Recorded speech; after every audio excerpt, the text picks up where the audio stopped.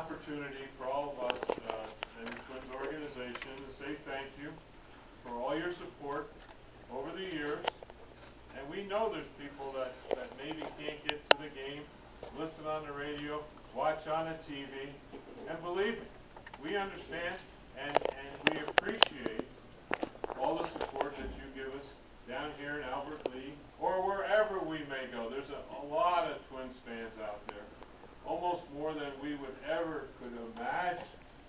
The people that enjoy listening on the radio or watching on the TV, and this are the kind of things that we have learned over the years through experience that you know, a lot of the younger fellas, they just get caught up with doing their job and playing the game. But once you get to be a little bit older, you have a better understanding of just how many people rely somewhat on the Twins or the Vikings, Timberwolves, whatever sporting event that they can follow or be part of and root for. So again, I understand. And so this is our chance to come down and say thanks for paying attention to the Twins and rooting for the Twins and following and supporting the Twins for many, many, many years. And I understand, believe me, I understand. So thank you. Thank you, and thanks for having me down today. Go TK! My wife says, because of what I do for a living, that I don't even need a microphone, that I always seem to talk on the radio. So I don't even need this. I'll just give this to the guys, and if you can't hear me, I could just talk louder. Oh, thank you. I have a face for radio, I'm sorry, too. But Brian Dozier, this is your first Caravan. Your Tom talked about what this means to people. What are your impressions so far? Going great so far. Like I said, I love interacting with the fans and coming down here to Albert Lee and to see you guys and just see the support that the Minnesota Twins have. And you know, truly blessed to be a part of this organization. And everything's going really well. And I just want to thank you guys for everything, all the support that you show us, and it's always a good time just to come back down here and to see you guys and just see the support. So thank you. And absolutely.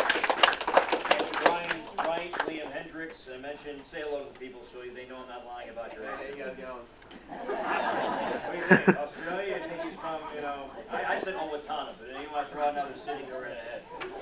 But Liam told me something interesting today on the bus this morning. First time you've ever seen what in your life? This is the first time I've ever seen snow. No, you haven't touched it yet. How come? No, I haven't touched it yet. It's touched my feet, and that's about as close as I might get today. Nothing in your hands yet. Nothing in my hands yet. I've got gloves that I might be having to use in a little bit. What are your impressions? Oh, it's been fantastic. I mean, it really gives us a chance to meet the people who come to the games and support us, and it means a lot. I mean, you're coming out here and you're meeting people who actually really, truly care about what you're doing as a job, and it means a lot to us. We can go out there and shake the hands of people and really get the Twins' name out there a little bit more. Prove to everybody that this is how the Twins are. The Twins are very interactive with the public, and they don't shy away from it like some other teams might. Last year you made your Major League debut. Liam made his Major League debut in September. You made 4 starts. Just tell people about how that felt. Oh, it was fantastic. I mean, my first start was against the Chicago White Sox at Target Field, and it was one of the greatest experiences of my life. As walking out of the field, every time I walk out of the field now, I stop, take a step back off the mound, and look up and just really truly appreciate all the people that come out to the games to see us play. It was fantastic. It was such a good experience, and unfortunately we ended up losing that game, but it was okay. I really enjoyed the experience, and hopefully we can move forward and have a winning season this year. But I love hearing when rookie, regardless if they're a pitcher or a position player, or when they get the news that they're going up to the big league, something they've worked their entire life for. I love hearing the story about who told you that you were going up to the show, and can you kind of tell us that? The AAA manager said, Tom Nieto, he said, we were packing our bags. We were on I think it was about a 10 or 13 hour bus trip. We were about to leave. And I just put my bags on the bus,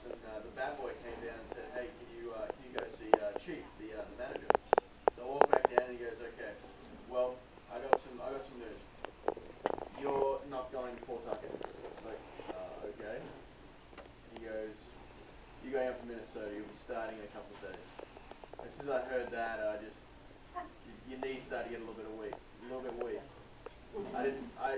It took me a couple of minutes to actually realize what had happened. Like, I stood there and I didn't say anything.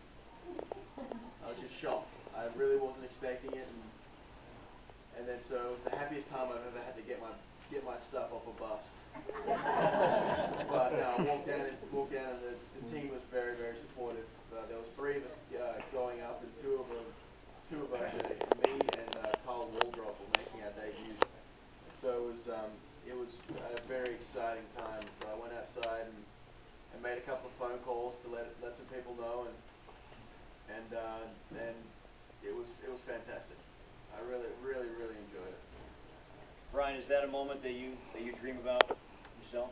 Yes, it is. I think that's every child's dream. I know it's been mine for so many years now, and just to get that opportunity, I'm sure will be a blessing for me, my family, everybody that has contributed in my career, and hopefully I get that opportunity in the near future and go from there.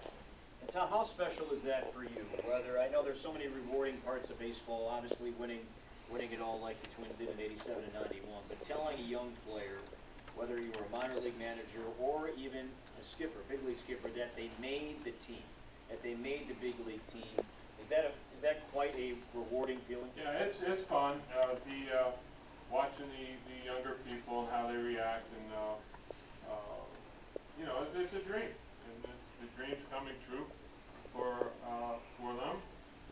As Brian pointed out, you know, it's growing up. You're playing in your backyard, and you're playing a game with your friends, and you know, you're dreaming about, I'm this guy, I'm that guy, I'm Harmon Killebrew, you know, Bob Allison, and blah blah blah. But you know, and it's a dream, and that dream comes true, and it's got to be a very rewarding feeling and satisfying feeling, and so there's special moments that you can just see their faces and how exuberant they are, and controlling their emotions, and realizing that a dream comes true. So, but once you make the big leagues, that's the hard part. Now you have to try to stay there, because there's always somebody looking to take your job, and so you have to perform and perform at a high level with some consistency. So it's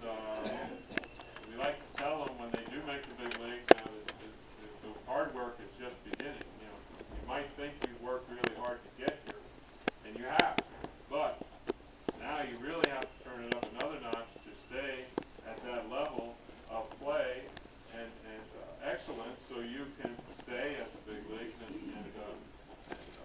you can have a nice career. But it's a lot of hard work, and there's an old saying that many are called and few are chosen, and that's certainly true in baseball. Amen.